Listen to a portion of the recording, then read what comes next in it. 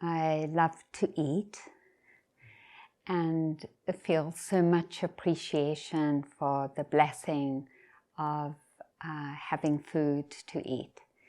And so when I eat my breakfast, I begin with a blessing to the earth and the waters underneath and the air and the sun.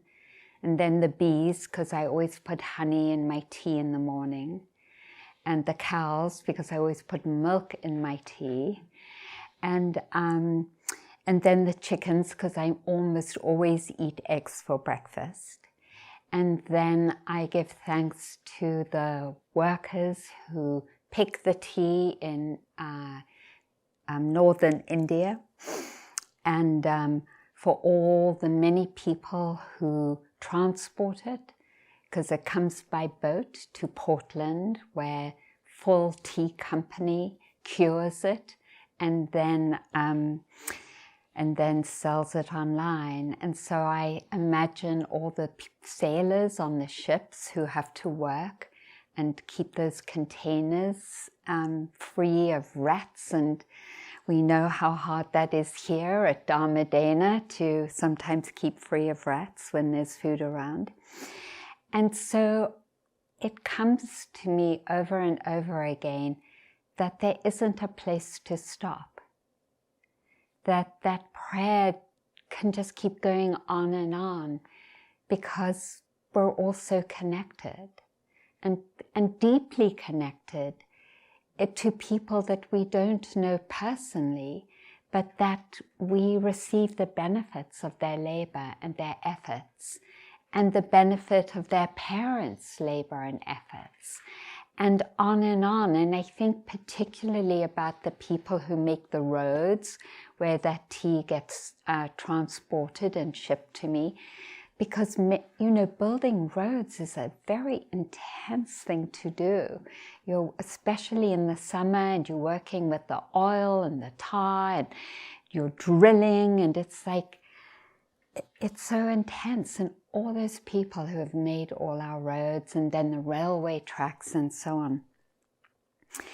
And then in this sort of acknowledgement of thousands of people who in some way or another have contributed to my breakfast, I think of other ways that we're connected.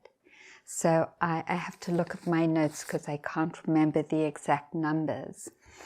But we're asked to consider that every atom of oxygen in our lungs and carbon in our muscles, calcium in our bones and iron in our blood was created inside a star before the earth was born.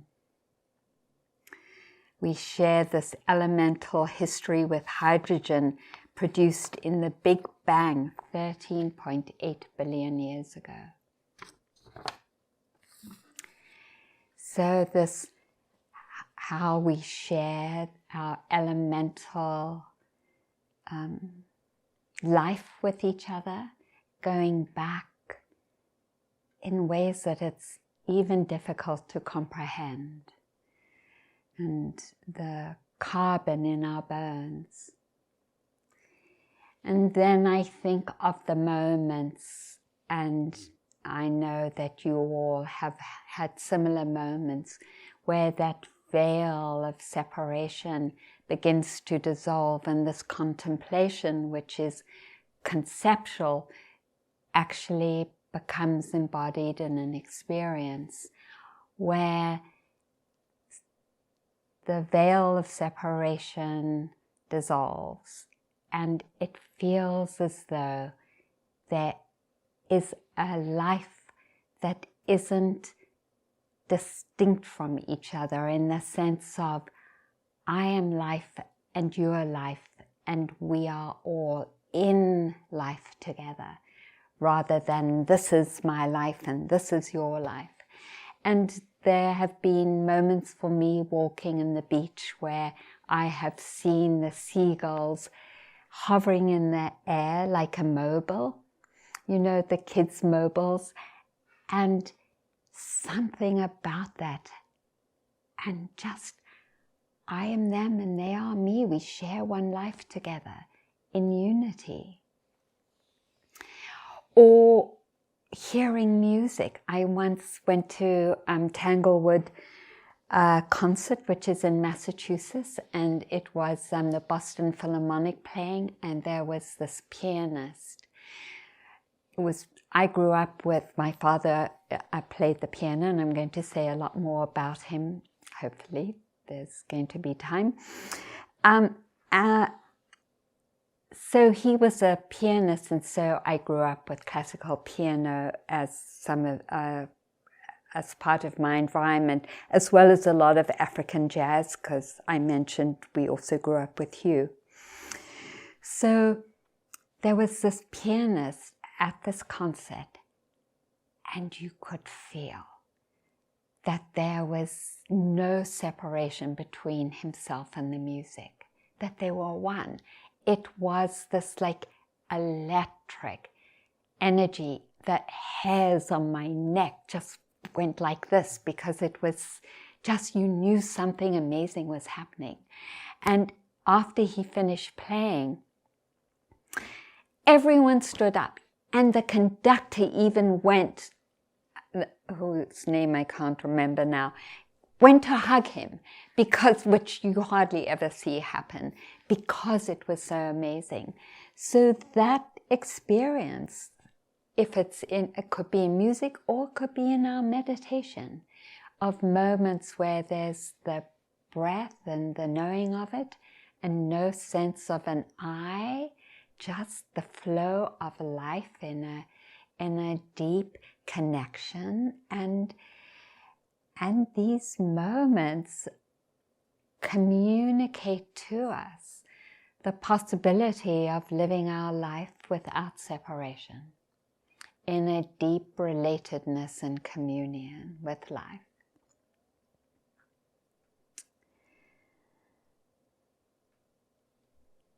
And then there is another reality, and we've also been talking about it, right?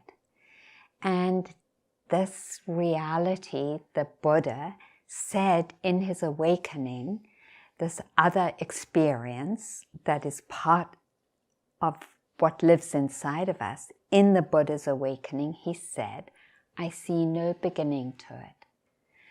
There is ignorance wherever I see. This mental factor that is at the root of all our distress, is at the root of all suffering. And I want to read. Did I bring the definition of it? Let me see.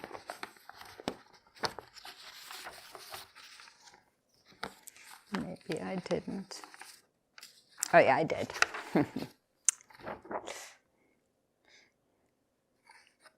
Oh no, I didn't. Wait.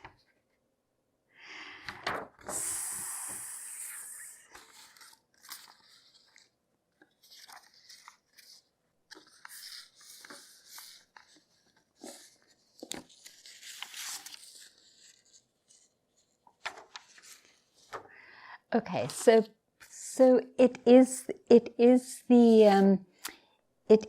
the mental factor of a mental blindness or unknowing. Its function is non-penetration or concealment of the real nature of the experience or object.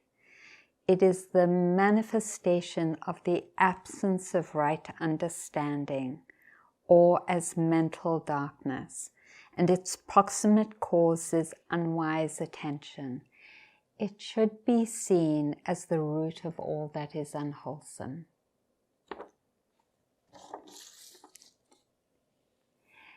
This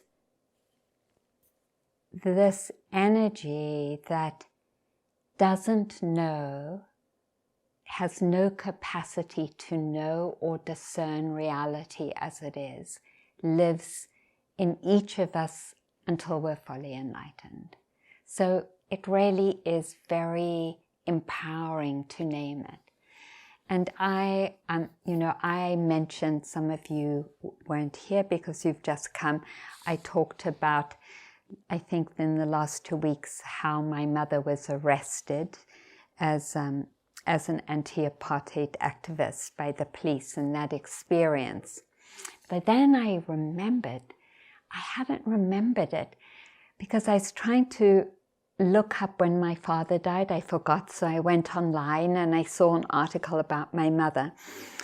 And I remembered, because she mentioned it, that often and it was just a harassment, that often in the middle of the night there would be a knocking on the door and the police would come in and they would come into our room. I have 3 sisters and we were in 2 rooms. They come into the room, they would flash their flashlight in our faces and they'd rip our blankets off and tell us to get out of bed, and they would lift the mattress up because they thought my parents were hiding explosives under our mattress. What parent would hide explosives under the mattress of their children? I don't know.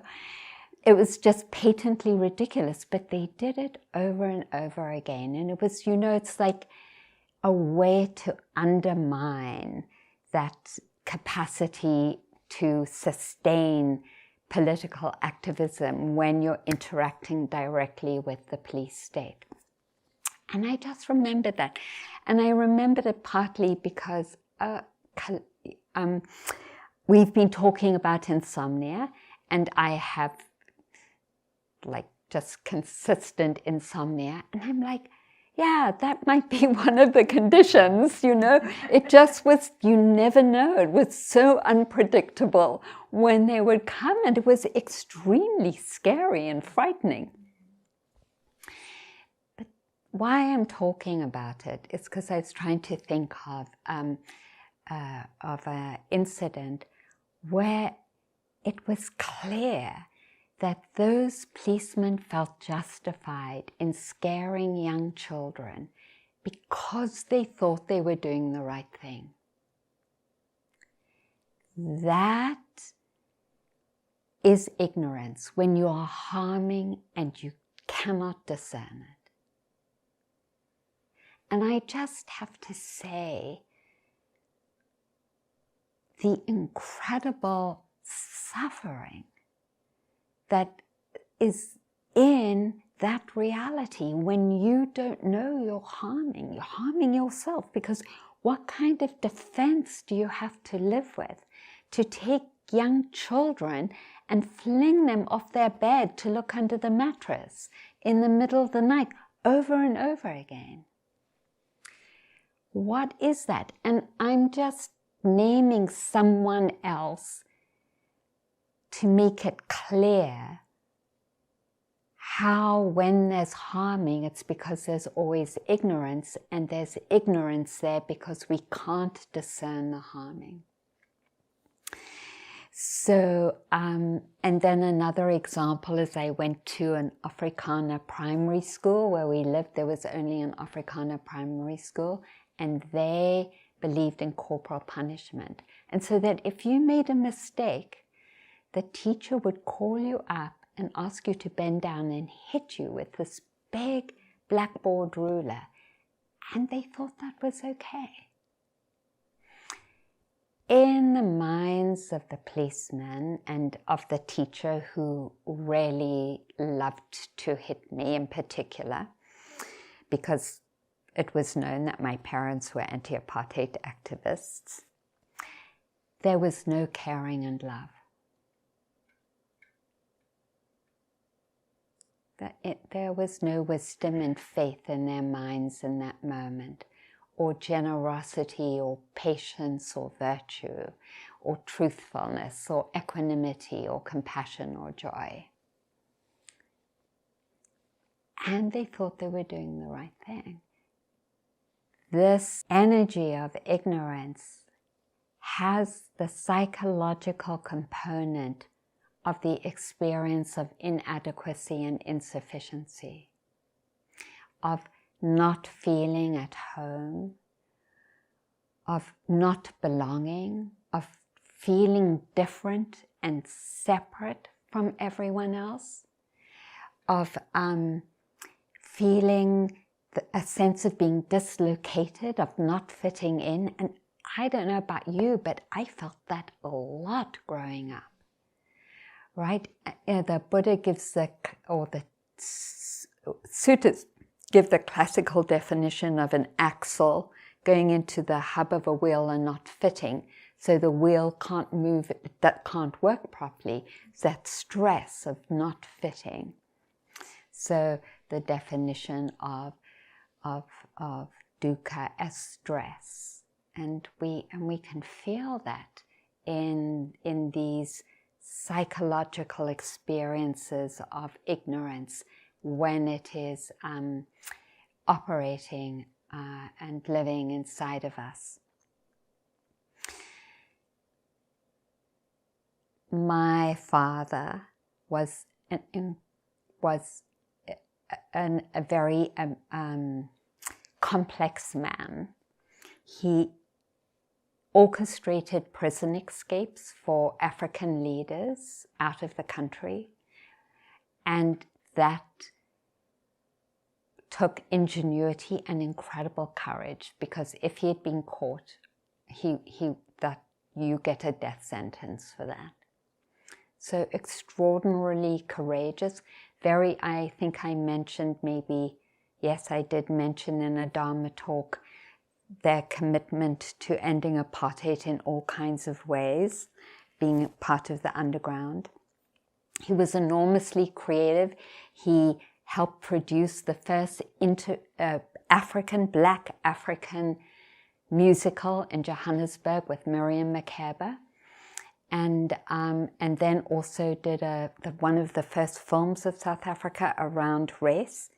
So then went into design, and very creative, very magnetic, an amazing person. Then he gave everything up and studied acupuncture in his midlife, and then went on to get a doctorate in psychology so he could counsel his acupuncture clients.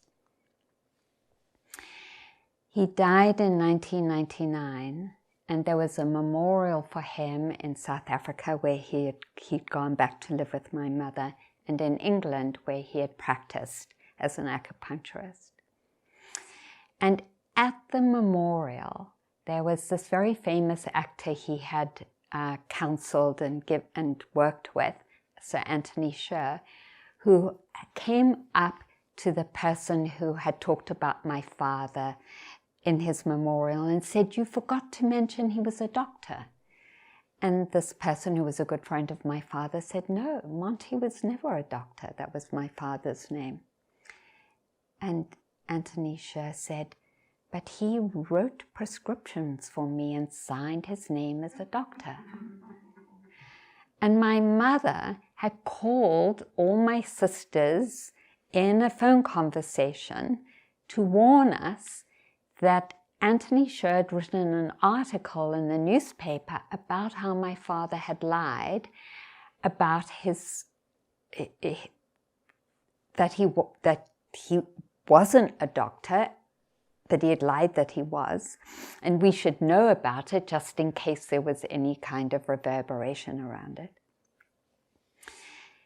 And my mom said, and I caught him once in his office signing a prescription MD.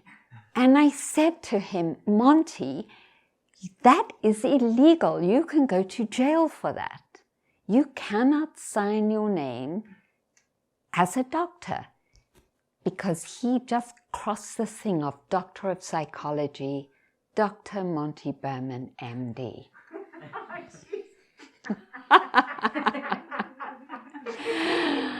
And here's the thing, no matter what my father achieved, it was never ever good enough.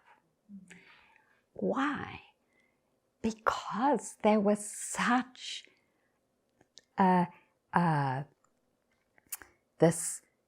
this experience that we all have had of this black hole of insufficiency and inadequacy where it feels like nothing can fill it up.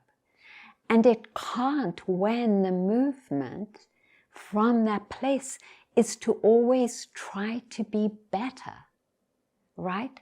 Try to make something more of what we have, which is the creation of identity. And the thing about this kind of, I am a doctor, even though he had a doctorate and was an acupuncturist and well known and deeply respected and online and in newspaper articles, he still lied because he believed deep down that he was insufficient, inadequate, and never good enough. And that is the experience of ignorance that we all as human beings have inherited. And I'm just highlighting my father because it was so intense, and I grew up with that. You know, that even if I got a relatively good report from school, it was never good enough. And how painful to always be in that relationship.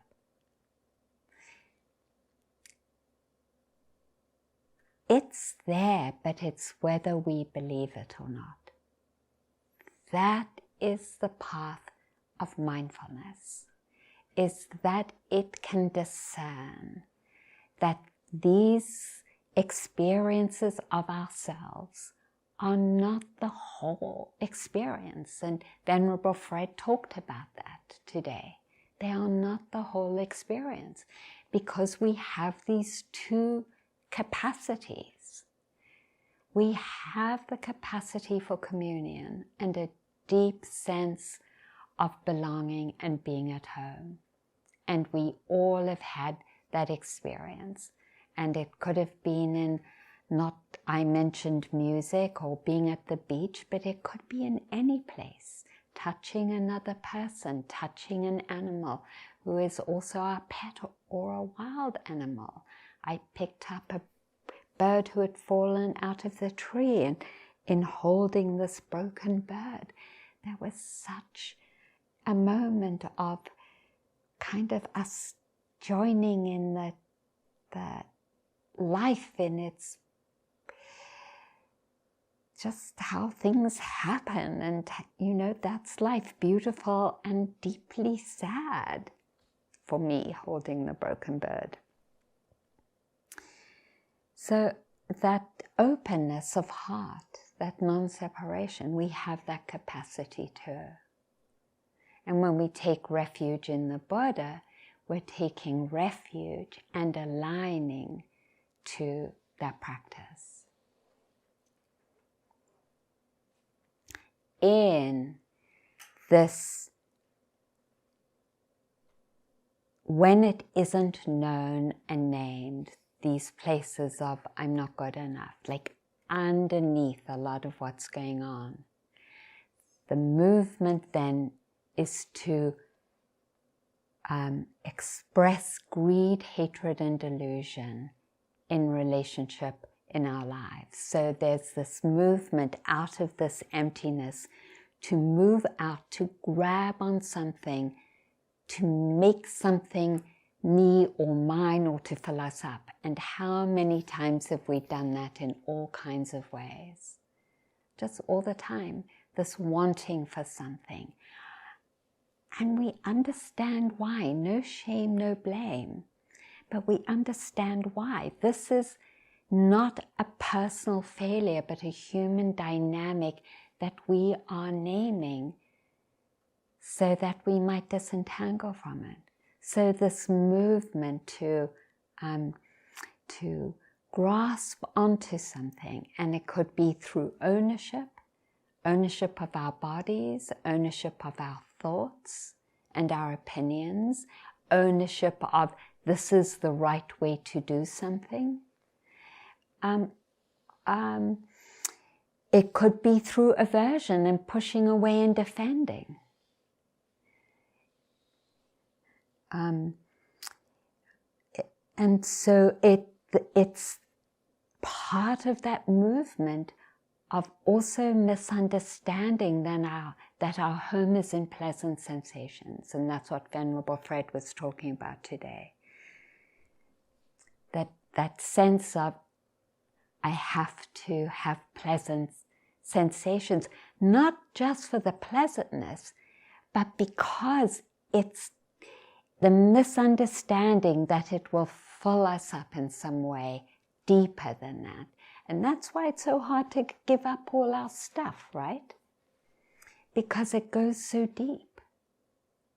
This, I'm not good enough, so I have to fill it up. And pleasant sensations are pleasant. So they alleviate some of that distress temporarily, but never, ever do they heal.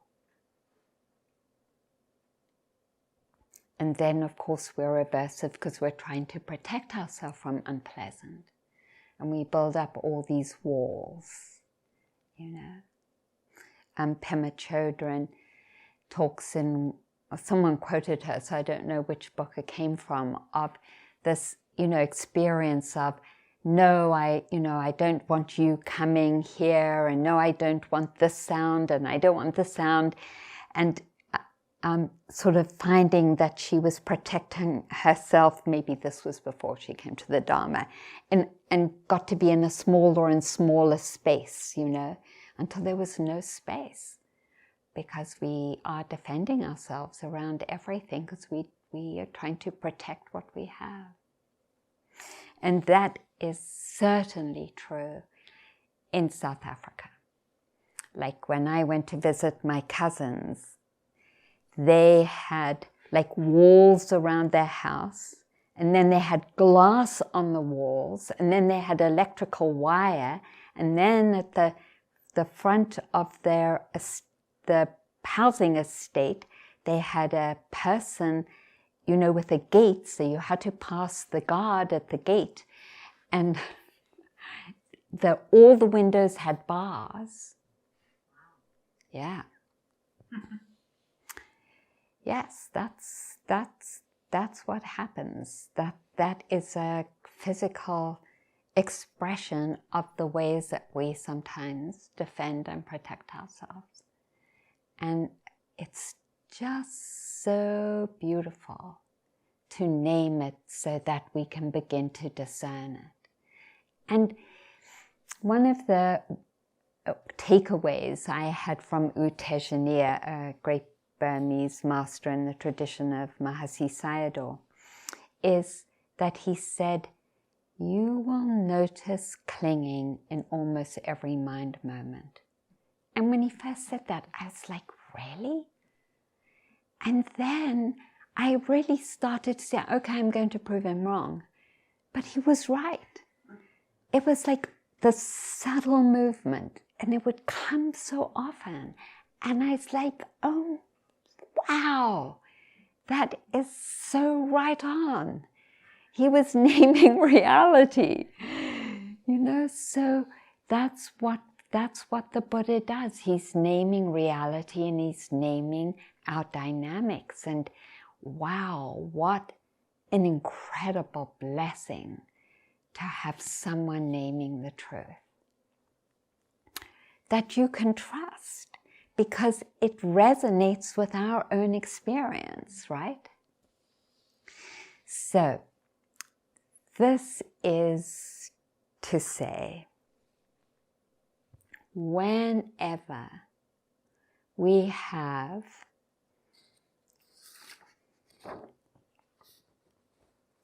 delusion, shamelessness, which is no fear of wrongdoing, restlessness, which has the characteristic of disquietude, like water whipped up by the wind, whose function is to make the mind unsteady.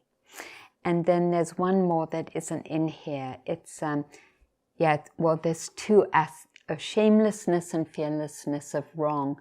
One is shamelessness around mental states, and the other is physical action. And restlessness, and delusion, when those are all together, let me reframe that. Whenever there is a wanting or a not wanting, or conceit, hatred, envy, avarice, worry, sloth, torpor, doubt, or any other unwholesome energy, revenge, fear, what else? Lack of faith. Lack of faith, doubt, yes. Those four are always present. Delusion or ignorance, the incapacity to discern reality as it is. Shamelessness, no fear of wrongdoing. And restlessness, where the mind cannot settle and discern what's going on because it's so agitated all the time. So when there's doubt in the mind, when there's envy, when there's conceit, when there's fear, when there's anger, irritation, grumpiness, when there's clinging, obsession, desire, wanting, those four are always there. And it's really helpful to know that, to help us when we're feeling those energies, at least even cognitively, to know there's nothing liberating about any of those energies. There's nothing nutritious. There is nothing skillful or wholesome. It's like wearing a necklace of shit around your neck, the Buddha said. Nothing of value. He did, actually. So when we have a thought, it could just even be a simple thought like, I can't believe that person did that. And you see like a little thread of that, like blaming, judgment, aversion, then you know, drop it. I actually say to myself, which I've mentioned so often, if there's no love and caring in my thoughts, then I drop it because I know it's not true. Or I don't drop it immediately because sometimes I'm like, really? That's not true? But I'm like, can I not find any caring in this? And then I have to say, okay, now you have to challenge yourself, Arena, because you know. And that's my guideline.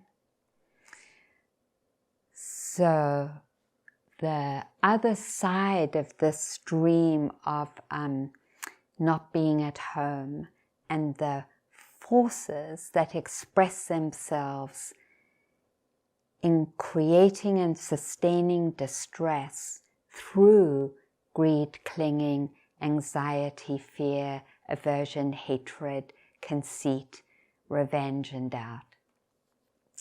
That dynamic has another dynamic, or not, it doesn't have it, there is another dynamic that is a counterforce and stronger.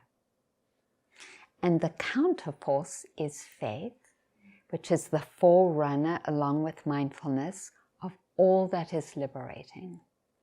And that those bring all the other beautiful qualities into being.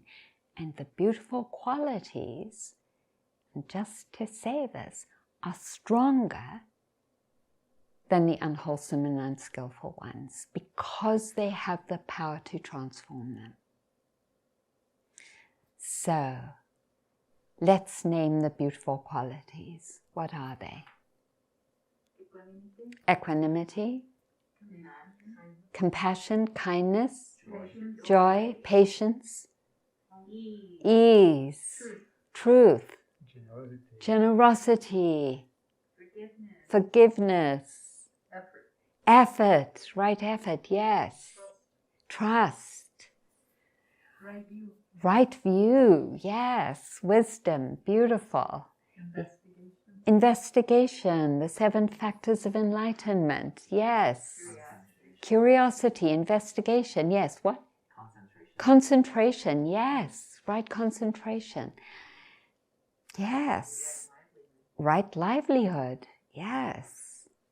So all these beautiful energies are energies that are there already living inside of us, just like ignorance, except they're stronger. And this retreat and our practice is supporting them to grow, to strengthen, so that when the mind is full of them, it's like there's no space for the unwholesome qualities to arise. Eventually, the root of ignorance is transformed, and we could say we're fully at home.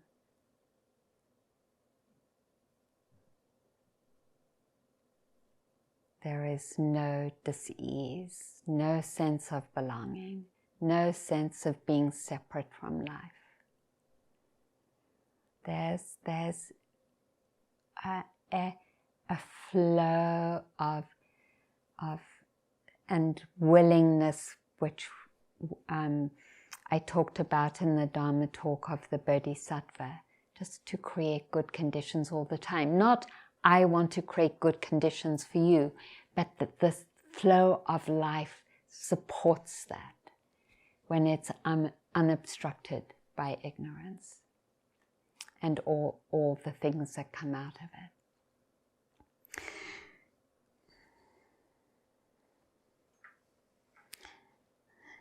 It's just so beautiful. So then I want to just read this in terms of, because it struck me when I was looking for some notes about this talk. So Michelle Pfeiffer had been nominated for 3 Academy Awards and 6 Golden Globe Awards when she described her self-doubt in an interview in 2002. When asked how she had developed her gifts, Pfeiffer responded, "I still think people will find out that I'm not really talented. I'm really not very good. It's a big sham." That is ignorance.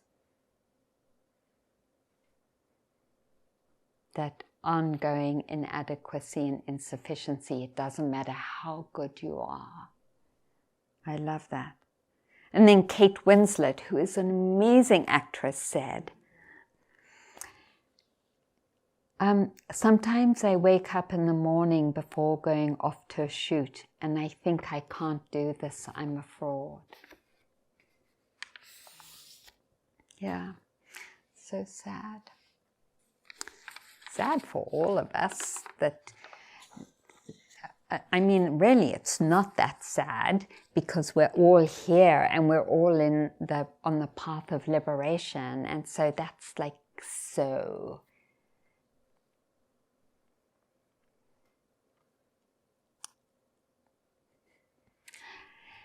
royal, magnificent.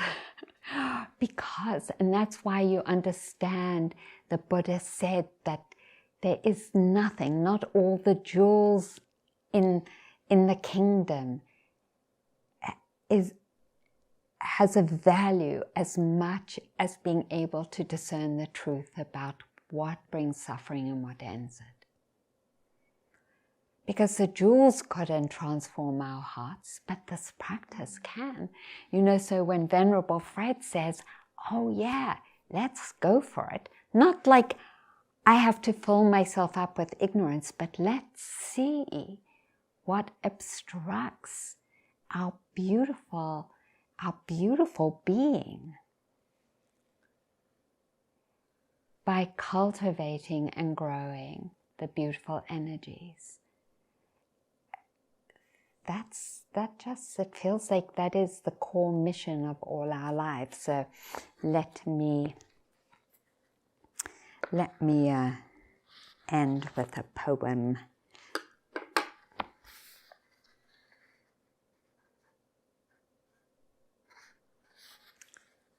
This is Mary Oliver again. Because I don't think I brought another one. It's called White Flowers.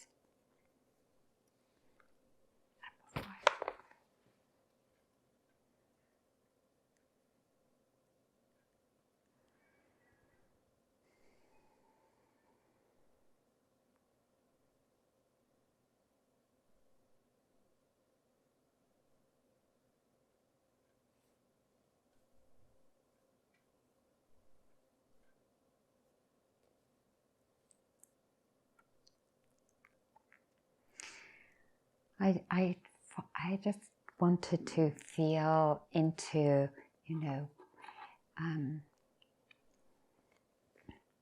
something to end with in my own words before I read a poem to end. And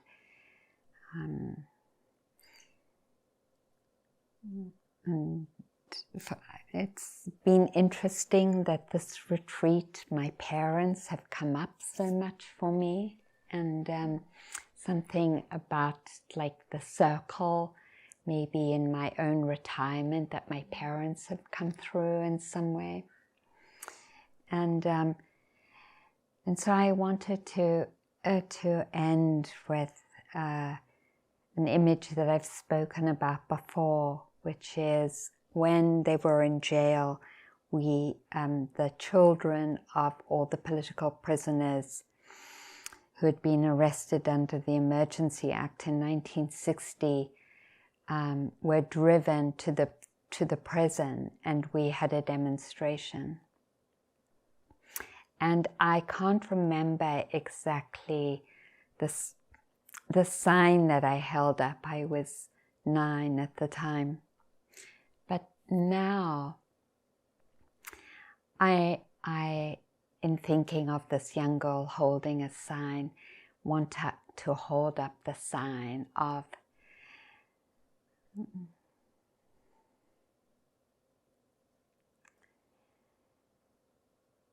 there is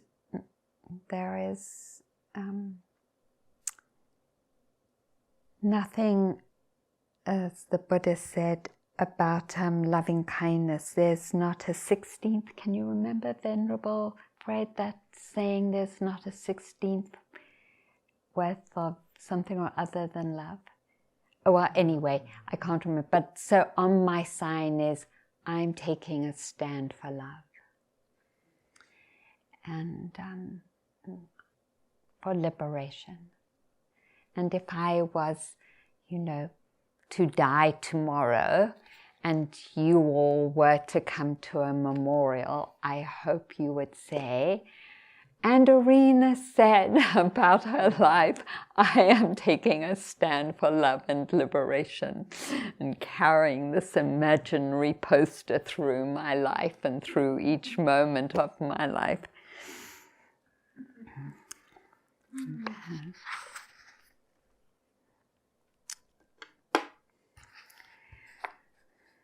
Last night in the fields, I lay down in the darkness to think about death, but instead I fell asleep, as if in a vast and sloping room filled with those white flowers that open all summer, sticky and untidy in the warm fields. When I woke, the morning light was just slipping in front of the stars, and I was covered with blossoms. I don't know how it happened.